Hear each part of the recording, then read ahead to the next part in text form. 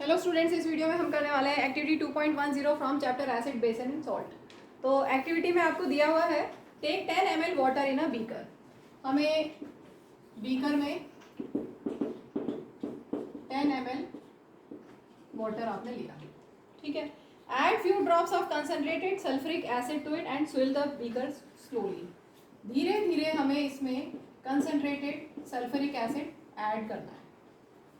Touch the base of the beaker, तो क्या होगा, वो आपको थोड़ी सी गर्म लगेगी।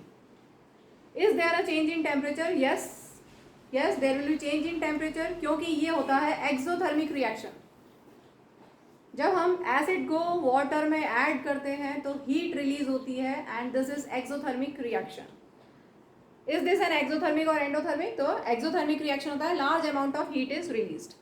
Repeat the above activity with sodium hydroxide pellets and record your observation. तो उस केस में भी अगर आप H2SO4 की जगह NaOH सोडियम हाइड्रोक्साइड लोगे, ये भी स्ट्रॉन्ग एसिड है, इसके साथ में भी यही होगा, हीट रिलीज होगी और कंटेंट्स बीकर थोड़ी सी वार्म हो जाएगी, एक्सोथर्मिक रिएक्शन होगा। The process of dissolving an acid और base in water is highly exothermic और उसको हम बोलते हैं dilution. Dilution of concentrated acid. हमने क्या किया, कंसनट्रेटेड एसिड को डाइल्यूट किया। पहले कंसनट्रेटेड था, कंसनट्रेटेड का मतलब होता है वाटर का कंटेंट, वाटर का अमाउंट कम है उसमें। कंसनट्रेटेड सल्फ्यूरिक एसिड है, उसमें वाटर का अमाउंट कम है, हमने उसको डाइल्यूट किया। डाइल्यूट किया मतलब हमने उसमें वाटर ऐड किया, ठीक है। हमने उसमें वाटर नहीं ऐड किया, हमने एसिड में वाटर ऐड किया। अगर हमें एसिड को डाइल्यूट करना है तो दो चीज़ें हम कर सकते हैं। एसिड को डाइल्यूट करना है मतलब पानी और एसिड का मिक्सचर है, ठीक है। तो हम क्या कर सकते हैं, हम एसिड को वाटर में डाल सकते हैं या वाटर को एसिड में डाल सकते हैं, दो चीज़ कर सकते हैं।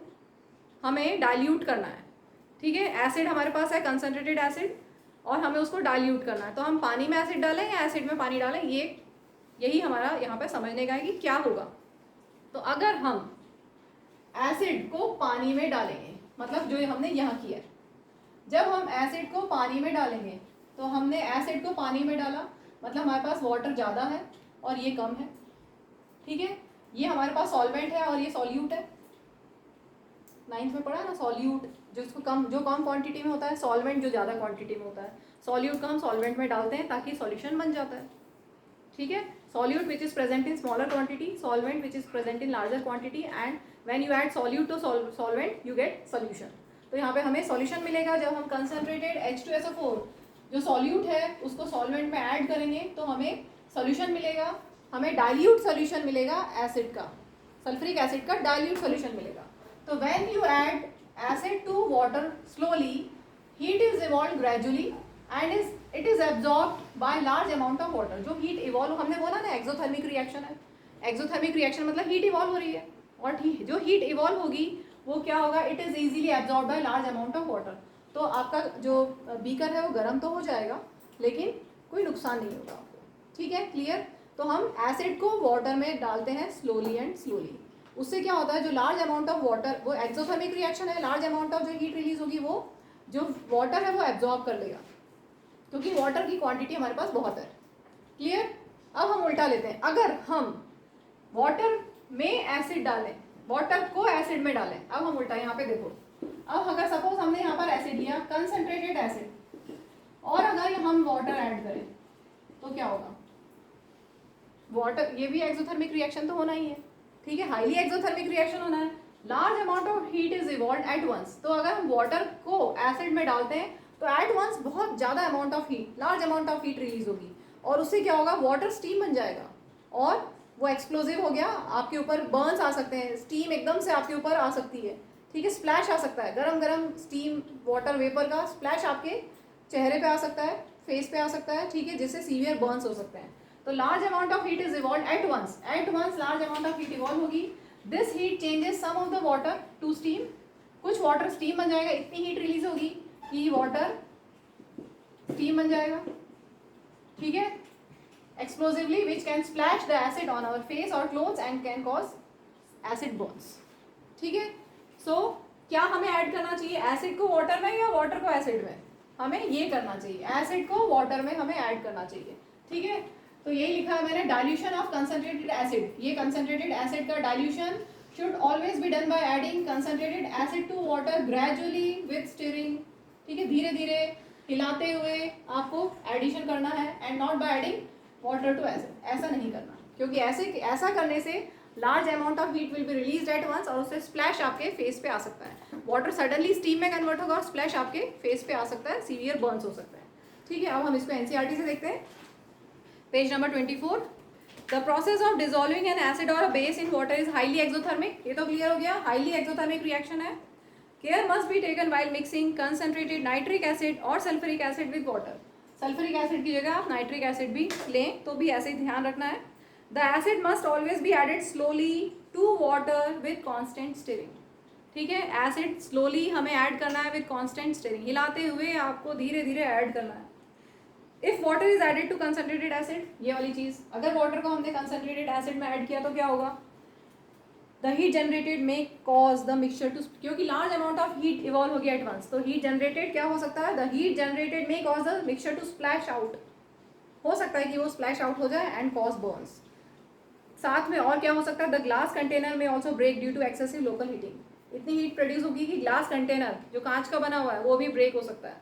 ठीक है, look out for the warning sign shown in figure 2.5। देख लेना वहाँ पर, अगर एसिड आपने किसी चीज़ पे गिराया तो उसमें छेद हो गया तो हाथ में भी बर्न हो जाएगा। ठीक है, अब इसमें हम एक चीज़ बहुत इंपॉर्टेंट समझते हैं, मिक्सिंग एन एसिड और बेस विद वाटर। जब हमने एसिड या बेस को वाटर में मिक्स किया, एसिड या बेस को वाटर में मिक्स किया, तो यहाँ पर हमारे पास आयंस क्या क्या है, H3O, हमारे पास H, एसिड अगर है तो H प्लस आयंस है, एसिड है तो H प्लस आयंस है। ठीक है, और आपके पास H2O है, तो क्या बना, अभी बताया था ये स्टेबल होता है, हाइड्रोनियम आयन स्टेबल होता है। ठीक है, तो आपके पास यहाँ पर जब आपने ये मिक्स कर दिया, डाइल्यूट कर दिया, नहीं अगर आपने कंसनट्रेटेड, चलो इसको हम समझते हैं कि यहाँ पर एक बहुत अच्छी चीज़ है जो कन्फ्यूजन हो जाता है बच्चों को कि क्या होगा, इसको मैं समझाती हूँ। सपोज आपके पास एक कंटेनर है और यहाँ पर आपके पास एक्वेस सॉल्यूशन ऑफ एसिड है, aqueous solution of N acid. Aqueous solution में क्या होगा, H प्लस आयंस होंगे और H प्लस आयंस H2O से कंबाइन होकर H3O प्लस बनाते हैं, तो हाइड्रोनियम आयन आपके पास है। ठीक है, तो यहाँ पर क्या है, H3O प्लस आयंस है, H3O प्लस आयंस है। ठीक है, अब हमें इसको डाइल्यूट करना है, डाइल्यूशन करना है। डाइल्यूशन करना है का मतलब क्या हो गया, हमारे पास बहुत सारा पानी है और हम उसको उसमें से ये एसिड डालेंगे धीरे धीरे करके। ठीक है, डाइल्यूशन का मतलब क्या हुआ, आपके पास वाटर है, उसमें आप एसिड डाल रहे हो स्लोली ग्रेजुअली। ठीक है, तो हमारे पास एक्वेस सॉल्यूशन है एसिड का जिसमें H3O प्लस आयंस है और हमें डाइल्यूशन करना है, मतलब हमें कंसनट्रेटेड सल्फ्यूरिक एसिड को डाइल्यूट करना है। तो जब डाइल्यूट करोगे तो H3O प्लस आयंस इंक्रीज होंगे या डिक्रीज होंगे, ये क्वेश्चन है। लास्ट का जो 3 लाइन दी है वही दिया हुआ है। H3O प्लस आयंस का कंसनट्रेशन पर यूनिट वॉल्यूम इंक्रीज होगा कि डिक्रीज होगा, इंक्रीज होगा कि डिक्रीज होगा। चलो समझते हैं। सपोज यहाँ पर हमारे पास एक एग्जाम्पल ले रहे हैं, सपोज हमारे पास 10 पार्टिकल्स हैं H3O प्लस के, एग्जाम्पल ले रहे हैं 10 पार्टिकल्स है, सपोज कर रहे हैं, बहुत सारे होंगे ये तो सिर्फ समझने के लिए। ठीक है, और ये मैं बना लेती हूँ 1 2 3 4 5 6 7 8 9 10। ठीक है, H3O एग्जाम्पल ऐसे समझने के लिए हमारे पास 10 पार्टिकल्स हैं H3O प्लस के। अब यहाँ पे क्या है, ये वाटर है। ठीक है, हमने इसको डाइल्यूट करना है, मतलब हमने ये पूरा का पूरा इसमें डाल दिया, धीरे धीरे स्लोली ग्रेजुअली इसमें डाल दिया। ठीक है, तो ये जो 10 पार्टिकल्स हैं 1 2 3 4 5 6 7 8 9 10, तो H3O प्लस पार्टिकल्स उतने ही हैं, H3O प्लस आयंस उतने ही हैं जितने पहले थे, उतने ही हैं। तो इनका कंसंट्रेशन इंक्रीज हुआ कि डिक्रीज हुआ, बताओ। डिक्रीज हुआ, क्यों, कंसंट्रेशन क्या होता है, कंसंट्रेशन का मतलब क्या होता है। चलो अब इसको एनसीईआरटी से समझते हैं कि क्या दिया है इन्होंने। अभी हम उस पर है कि इंक्रीज होगा कि डिक्रीज होगा। देखो, मिक्सिंग एन एसिड और बेस विद वाटर, ये हमारा वाटर था, हमने एसिड या बेस को वाटर के साथ मिक्स किया, results in decrease in concentration of H3O plus ions per unit volume. Concentration per unit volume कम होगा, ऐसा बोल रहे हैं। क्यों कम हुआ, अभी देखो।